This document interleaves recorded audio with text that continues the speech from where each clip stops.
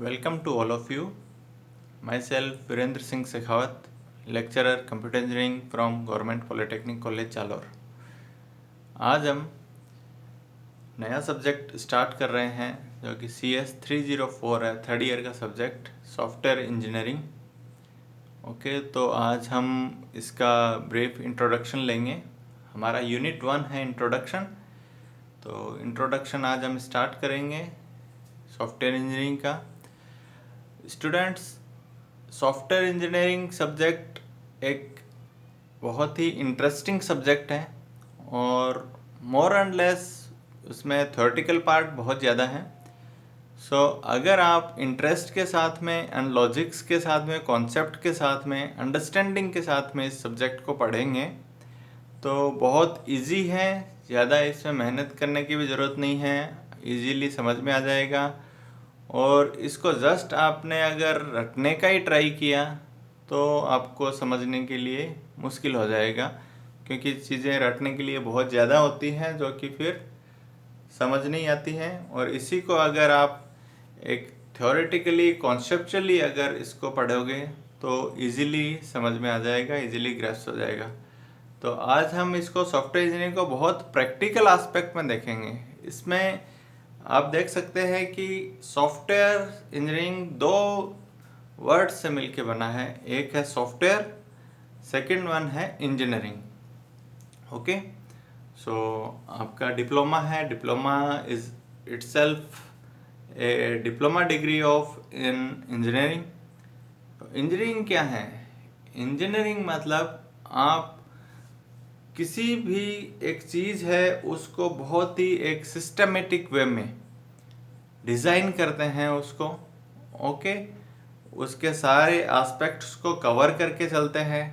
बहुत ही एक अप्रोच होती है रिजिड अप्रोच, और बहुत ही जिसके अंदर अनमैनेज्ड और अनस्ट्रक्चर्ड थिंक है, उसको चीज़ को आप इंजीनियरिंग वे में डेवलप करते हो, बहुत ही सिस्टमेटिक वे में डेवलप करते हो, तो वो इंजीनियरिंग कहलाता है।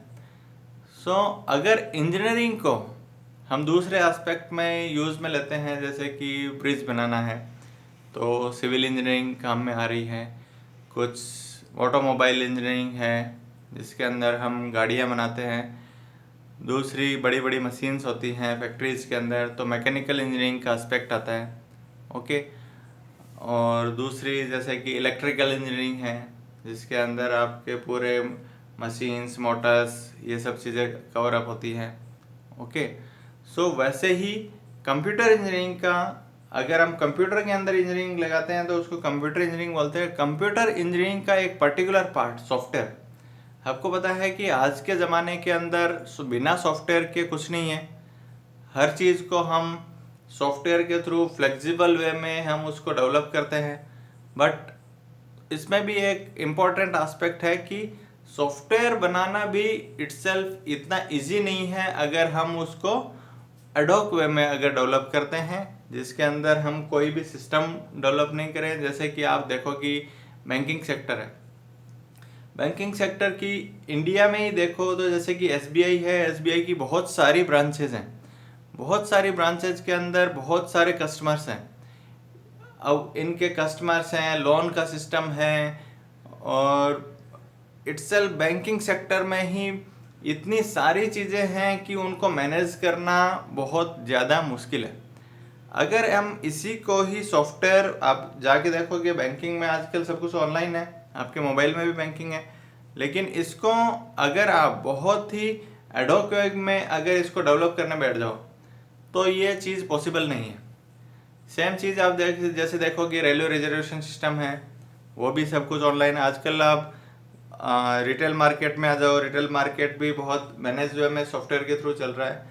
लेकिन इसका एक बहुत इंपॉर्टेंट एस्पेक्ट है, वो है सॉफ्टवेयर प्लस इंजीनियरिंग। सॉफ्टवेयर तो हम डेवलप कर रहे हैं, आप जानते हो कि सॉफ्टवेयर के अंदर आपके अभी तक आपने ये सुना है कि सॉफ्टवेयर के अंदर सिर्फ एक प्रोग्राम आ गया कि आपने कोई भी प्रोग्राम राइट करना सीखा, 10 लाइन का, 20 लाइन का, 100 लाइन का, 1000 लाइन का आपने प्रोग्राम बना लिया।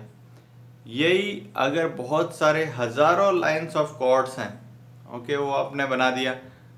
अब उसके अंदर कुछ भी चेंज करना है या फिर उसी को ही समझना है, एक डेवलपर ने बनाया, रिक्वायरमेंट चेंज होगी, वापस से उस सॉफ्टवेयर में चेंज होने के लिए आया, तो ये हमारे लिए मुश्किल हो जाता है उसको चेंज करना और उसको समझना, अंडरस्टैंड करना। तो कोई भी सॉफ्टवेयर को आप अगर एडिशन का प्रोग्राम बनाना है या फिर कोई छोटा सा प्रोग्राम बनाना है, कुछ नंबर ऑफ लाइंस का कोड है, उस that is not A complete software package. अगर कोई जैसे कि ऑपरेटिंग सिस्टम है, आप विंडोज़ इंस्टॉल कर रहे हो तो विंडोज़ इटसेल्फ उसमें कई हज़ारों लाइंस का कोड है, ओके, बहुत सारे मॉड्यूल्स हैं, वो आपस में इंटरेक्ट करते हैं जो हमें दिखाई नहीं देते, लेकिन डेवलपर पॉइंट ऑफ व्यू से बता रहा हूँ। अब अगर इसको मैनेज करना है, मैनेजमेंट करना है इस चीज़ का, इसको मेंटेनेंस करना है, हर दिन कुछ ना कुछ नया उसके अंदर बग आ गया, उसको अपडेट करना है, नए नए वर्जन्स निकालना है, तो ये सिर्फ एक नंबर ऑफ लाइंस का कोड नहीं रह गया है, इसमें और भी बहुत सारी चीज़ें इन्वॉल्व होती है। तो इस सॉफ्टवेयर इंजीनियरिंग ब्रांच के अंदर जो कंप्यूटर इंजीनियरिंग की जो ब्रांच है, उसका एक सब पार्ट है सॉफ्टवेयर इंजीनियरिंग, जो कि सॉफ्टवेयर के अंदर इंजीनियरिंग को डील करता है। जो सॉफ्टवेयर हम जानते हैं कि सॉफ्टवेयर प्रोग्राम से बना है, लेकिन असल में देखा जाए तो सॉफ्टवेयर प्रोग्राम नहीं, प्रोग्राम से भी एक बहुत बड़ा एस्पेक्ट है, वो है उसका डॉक्यूमेंटेशन। तो कोई भी सॉफ्टवेयर हम डेवलप करते हैं तो उसका सॉफ्टवेयर के प्रोग्राम के साथ साथ में उसका डॉक्यूमेंटेशन बहुत ज़रूरी है, उसको मेंटेन करने के लिए, प्रॉपरली डेवलप करने के लिए। हम इस पूरे सब्जेक्ट के अंदर हम सॉफ्टवेयर इंजीनियरिंग ही देखेंगे और इसमें हम देखेंगे कि कितने सारे स्टेप्स हैं सॉफ्टवेयर डेवलप करने के लिए और हर स्टेप के अंदर कौन कौन से डॉक्यूमेंट्स प्रिपेयर करने हैं और उन डॉक्यूमेंट्स का क्या एस्पेक्ट है। और आने वाले नेक्स्ट लेक्चर में हम ये भी देखेंगे कि सॉफ्टवेयर इंजीनियरिंग की ज़रूरत क्यों पड़ी, क्यों उसकी ज़रूरत पड़ी, क्या इसका एस्पेक्ट है, ये सारी चीज़ें हम इसमें देखेंगे। आज हम सिर्फ सॉफ्टवेयर इंजीनियरिंग के इंट्रोडक्टरी पार्ट के बारे में जानना चाह रहे हैं। अभी हमने जो देखा तो उसके बेसिस पे अगर मैं सॉफ्टवेयर इंजीनियरिंग को डिफाइन करूं तो सॉफ्टवेयर इंजीनियरिंग इटसेल्फ मतलब कि एक systematic approach to develop a software. कोई भी एडहॉक में मैं आपको बोलूँगी A+B का प्रोग्राम बनाना है, आपने 3 लाइन के कोड में बना दिया, A+B का प्रोग्राम बना दिया, that is not a big task. So ये सॉफ्टवेयर नहीं है, इटसेल्फ नंबर ऑफ लाइंस का कोड है, एक प्रोग्राम है, ओके। अगर मैं आपको कोई बहुत लाइब्रेरी मैनेजमेंट सिस्टम या फिर बैंकिंग मैनेजमेंट सिस्टम इस तरह से कोई बड़ा सॉफ्टवेयर बनाने को बोलता हूँ तो आप इसको सीधे सीधे वे में नहीं बना सकते, क्योंकि पहली चीज़ तो आपको पता ही नहीं है कि क्या बनाना है, क्या क्या उसमें मॉड्यूल्स हो सकते हैं, क्या क्या कस्टमर की रिक्वायरमेंट हो सकती है, हमारे डेली पर्पज़ में क्या क्या चीज़ें इसमें यूज होती हैं, कौन कौन से मॉड्यूल्स बनेंगे, आपस में इंटरेक्ट कैसे करेंगे, डाटा फ्लो कैसे होगा, क्या चीज़ इनपुट होगी, क्या चीज़ आउटपुट होगी। तो ये हम इतनी बड़ी चीज़ हम एडहॉक वे में बिल्कुल नहीं बना सकते, ओके। कोई भी सॉफ्टवेयर डेवलप कर रहे हैं तो उसके 2 पार्ट्स हैं, पहला पार्ट है उसका प्रोग्राम और सेकंड पार्ट है आप देख सकते हैं डॉक्यूमेंट्स, ओके। तो आज के बाद में हम जब भी सॉफ्टवेयर वर्ड अगर यूज़ करते हैं इसका मतलब कि वो 2 चीज़ों से बना हुआ है, एक प्रोग्राम और सेकंड वन है डॉक्यूमेंट, ओके। सॉफ्टवेयर इंजीनियरिंग की और इवन इंजीनियरिंग में कंप्यूटर इंजीनियरिंग की वो ब्रांच है जिसके अंदर हम सॉफ्टवेयर को सिस्टमेटिक अप्रोच के थ्रू डेवलप करते हैं। अभी तक हमने देखा था कि सॉफ्टवेयर इंजीनियरिंग क्या है, software engineering program plus documents हमने देख लिया और ये देख लिया कि एक इंजीनियरिंग की वो ब्रांच है जिसके अंदर सिस्टम को या सॉफ्टवेयर को एक सिस्टमेटिक अप्रोच के थ्रू डेवलप किया जाता है। अब हम नेक्स्ट देख रहे हैं इसके अंदर कि हम सॉफ्टवेयर इंजीनियरिंग के अंदर क्या क्या चीज़ें आगे पढ़ेंगे, ओके। अभी आप जो देख रहे हो इसके अंदर मैंने स्टेप्स लिखे हैं जो कि एक सॉफ्टवेयर को डेवलप करने के लिए ये स्टेप्स रिक्वायर्ड हैं। इन सारे फेजेस, इनको हम फेजेस भी बोलते हैं स्टेप्स को, इन सारे फेजेस से हमें निकलना पड़ता है, ये सारे फेजेस कवर करने पड़ते हैं अगर हम कोई भी सॉफ्टवेयर डेवलप करते हैं एक सिस्टमेटिक अप्रोच के थ्रू। तो ये एक एक स्टेप है, एक एक फेज है, ये हमारे सिलेबस के अंदर एक एक यूनिट है। ओके, इंट्रोडक्शन के बाद में हम रिक्वायरमेंट एनालिसिस पे आएंगे, डिज़ाइन पे आएंगे, कोडिंग पे आएंगे, टेस्टिंग पे आएंगे, डिप्लॉयमेंट पे आएंगे, मेंटेनेंस पे आएंगे। बट यहाँ पे मेरे को इसको ब्रीफ करने के पीछे पर्पज़ ये है कि आपको थोड़ा सा इसका आइडिया मिल जाए कि सॉफ्टवेयर इंजीनियरिंग है क्या। तो कोई भी सॉफ्टवेयर को डेवलप करते हैं तो डेवलप करने के लिए क्या क्या स्टेप्स रिक्वायर्ड हैं, क्या क्या चीज़ें कवर होनी चाहिए। तो सबसे पहले मैंने आपको बताया था कि सॉफ्टवेयर इंजीनियरिंग कोई भी सॉफ्टवेयर है तो वो केवल एक प्रोग्राम नहीं है, उसके साथ में डॉक्यूमेंट्स भी है। बहुत सारे डॉक्यूमेंट होते हैं जिनके बेसिस पे कोडिंग की जाती है और प्रोग्राम डेवलप किया जाता है। तो अभी इन फेजेस के अंदर आप देखोगे कि 3rd नंबर फेज है वो है कोडिंग, जिसके अंदर हम किसी प्रोग्रामिंग लैंग्वेज के अंदर कोड करते हैं। वो जो हमारी रिक्वायरमेंट है उसको एक मशीन अंडरस्टैंडेबल लैंग्वेज, जो कि मे बी सी हो सकता है, हाई लेवल लैंग्वेज में C++, जावा, कुछ भी हो सकता है, लेकिन वो कंप्लीट एक पूरे सॉफ्टवेयर इंजीनियरिंग में से सिर्फ एक फेज है कोडिंग। ओके, और भी बहुत सारे फेजेस हैं जिनके थ्रू हमें गुजरना होगा और वो सारे फेजेस हमने कवर करने हैं, तभी एक वेल डिफाइंड और एक स्टेबल सॉफ्टवेयर हम बना सकते हैं। इसमें पहला स्टेप है, पहला फेज है रिक्वायरमेंट एनालिसिस। तो कोई भी हम सॉफ्टवेयर डेवलप कर रहे हैं, लाइक लाइब्रेरी मैनेजमेंट है, बैंकिंग है, तो सबसे पहले तो हमें रिक्वायरमेंट को समझना है, रिक्वायरमेंट को गैदर करना है, समझना है। समझने के साथ में ज़रूरी है कि हम उन सारी की सारी रिक्वायरमेंट को एक जगह पे एक पर्टिकुलर डिफाइंड फॉर्मेट है IEEE का, उस फॉर्मेट के अंदर हम उसको राइट करेंगे। ओके, जिसके बेसिस पे पहले ही फ्रीज हो जाए कि जैसे कि आप कहीं पे आपको बिल्डिंग कंस्ट्रक्ट करनी है।